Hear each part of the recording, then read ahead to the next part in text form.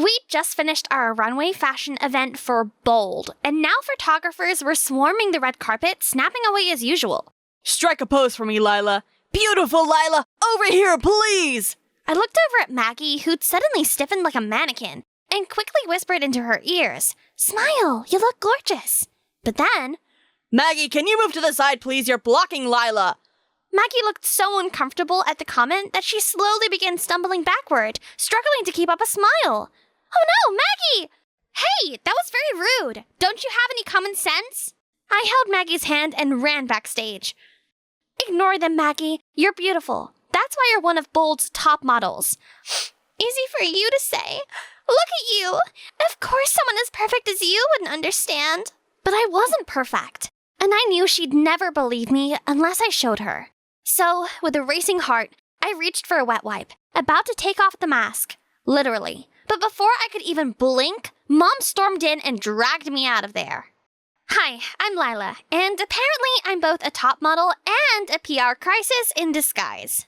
A special title, courtesy of my flawless mother, who also happens to be my boss.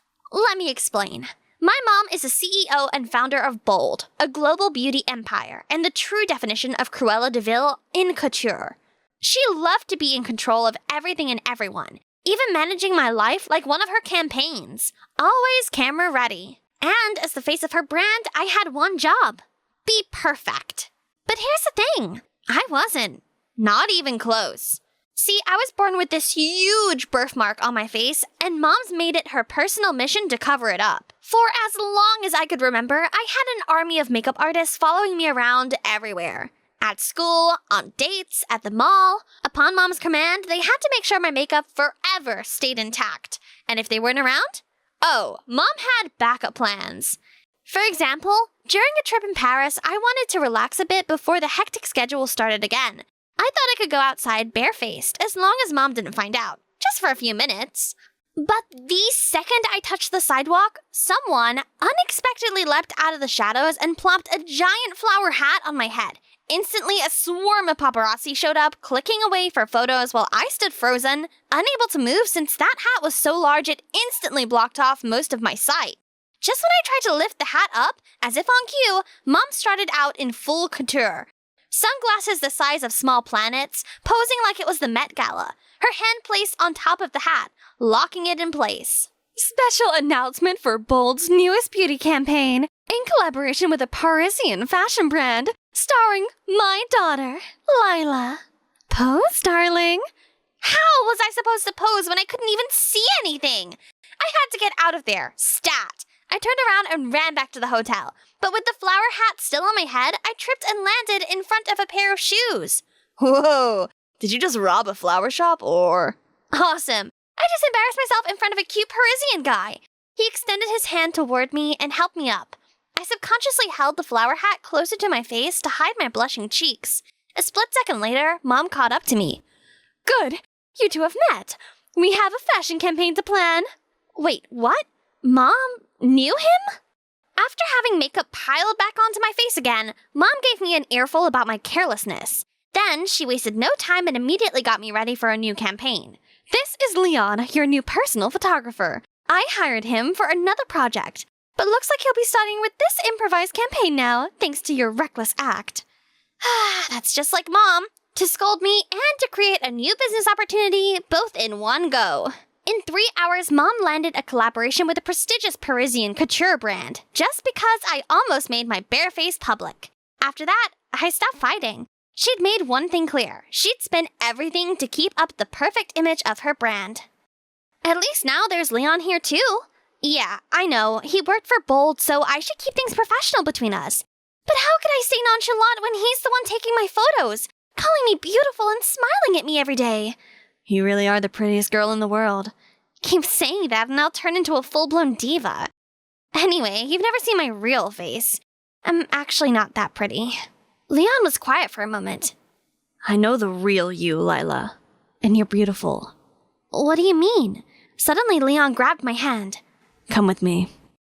Minutes later, we pulled up outside a rundown building that looked one sneeze away from collapsing. We sneaked through a creaky door into a huge dusty dome filled with star charts, lonely constellations, and a giant grated vent on the floor. Welcome to the Wind Chamber, my personal one-stop wind down.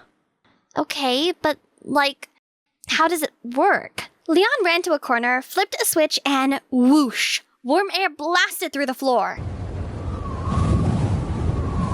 In seconds, my hair was up in the air, and I couldn't stop laughing. Leon laughed with me while snapping some pics of us. I felt so happy and free, being here with him right now.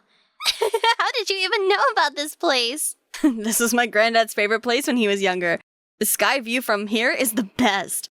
He took me here all the time when I started taking up photography. I like that. It's a cute story. Later, we looked at the photos Leon took at the planetarium. Let's just skip those. I look silly. No way. This is you. Carefree and full of laughter. And you're beautiful. I see you, Lila. Beyond the makeup and the polished photo shoots.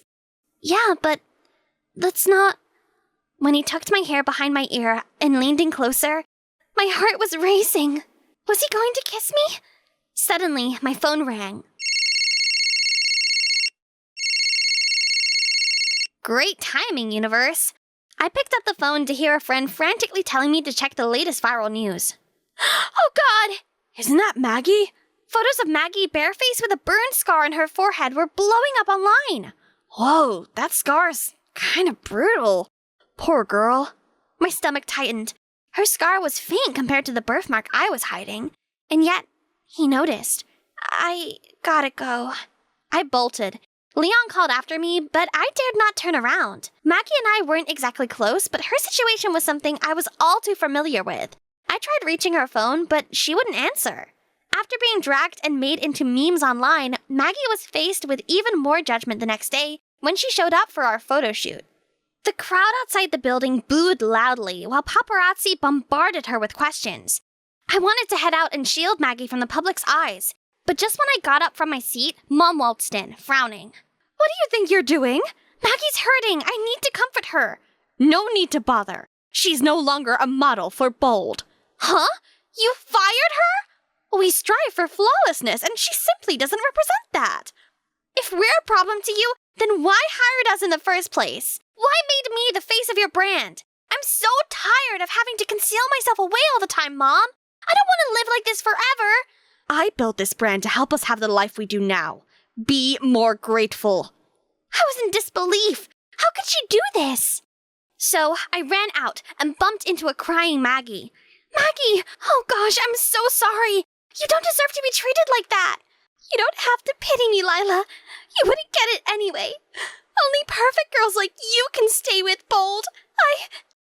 I need to go now. Maggie, wait! But Maggie had already ran off. Mom had gone too far this time. For the sake of her beauty empire, a girl's confidence was completely tarnished. I thought of a plan to free myself and overthrow Mom's artificial idea of perfection. But to do that, I needed to confront my fear first. Hey, Leon? I was ready to let him in on the truth. Yet, part of me was still afraid of how he might react. I removed my mask as he turned around.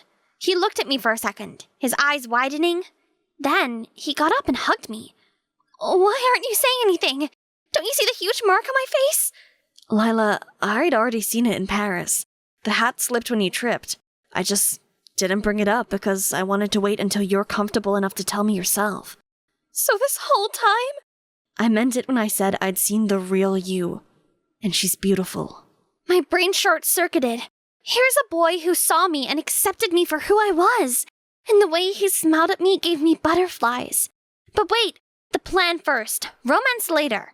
I told Leon about it. He was being the sweetest boy ever and listened attentively. We took some photos of me barefaced, and later that night I posted them online anonymously. Then, all hell broke loose. And sure, the internet was eating up the drama again. But then things quickly got out of hand, even more than I had expected. Investors bailed, endorsements vanished, sales tanked, and Mom was furious. When she called me into the room, I thought I'd be getting her full rage. But instead, you fired Leon? Why? I saw the photos on his camera, Lila. Why would you pose barefaced for him? Did he blackmail you? Or trick you somehow? Mom, nobody tricked me. Leon didn't... Shh, it'll all be all right soon, dear. I'll make sure nobody ever wants to hire him again. And just like that, she walked off muttering into her phone. Oh no! Leon's career was about to go down the drain! All because of me! He was only trying to help me because he wanted me to be happy with my true self. But how could I celebrate my so-called freedom if someone else had to pay the price? I had to do something. It had been a few days since the incident and the buzz hadn't died down yet. Mom was focusing all her attention on solving the brand crisis, while Leon, I hadn't been able to contact him since. But it'd all end today. That's why I called for a press conference. As I went up to speak, I saw Leon among the sea of reporters. He gave me a weak smile, but I could tell he hadn't been all right. I had to fix this, quickly. Hi, I'll keep this short. That's my real face in the photos. No edits, no filters, and I leaked them myself. I've been living a lie and hiding myself under an unrealistic image of perfection. Then, chaos erupted in the room. I stepped away, grabbed a wipe, and erased the makeup, revealing the mark on my face. There was no turning back now. The cameras were clicking away frantically as I continued my speech. My intention with the leaked photos was only to free myself from it. I never expected things to blow up like this and affect people I care about. So I'm here today to set the record straight. There was nothing wrong with it in the first place. My birthmark or Maggie's scar. The real problem was the cover-ups. And more than that, the shame and pressure to do so. Yes, I should have never lied about it. But the world made me feel like I had to. And that's what needs to change. As I spoke, I glanced over to the side and saw Mom stumble backward, her face pale and her trembling hands raised up to cover her mouth. I never thought my strong, stone-cold, bossy mom could look so vulnerable. My chest tightened. I was betraying her trust, stomping on the empire she spent her life building. I hurt her.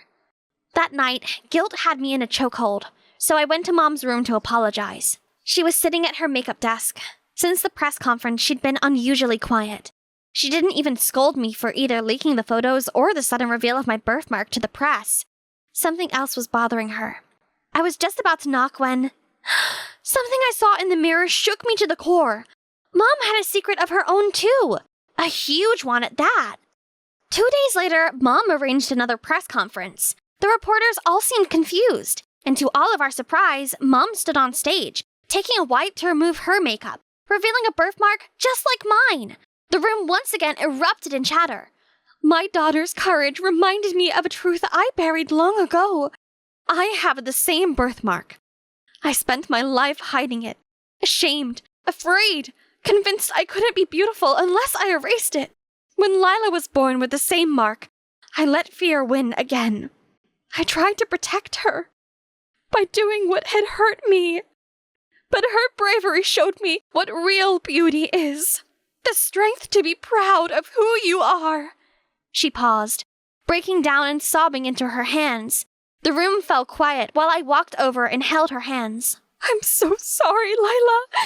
And I'm so proud of you for being braver than I've ever been. I hugged her tight, feeling tears welling up in my own eyes too. The next couple of days were crazy. The press conference went viral and public opinions began shifting. Some people still called us names, but the majority praised us for owning up to our mistakes. Mom and I rebranded Bold. She even asked Maggie and Leon for forgiveness and offered them their jobs back. We got new investors, and the brand is now better than ever. Instead of the stiff, dull-faced ideal of perfection, we now strive to endorse authenticity and natural beauty. Because we might not be perfect, but we're bold, and we're proud of who we truly are.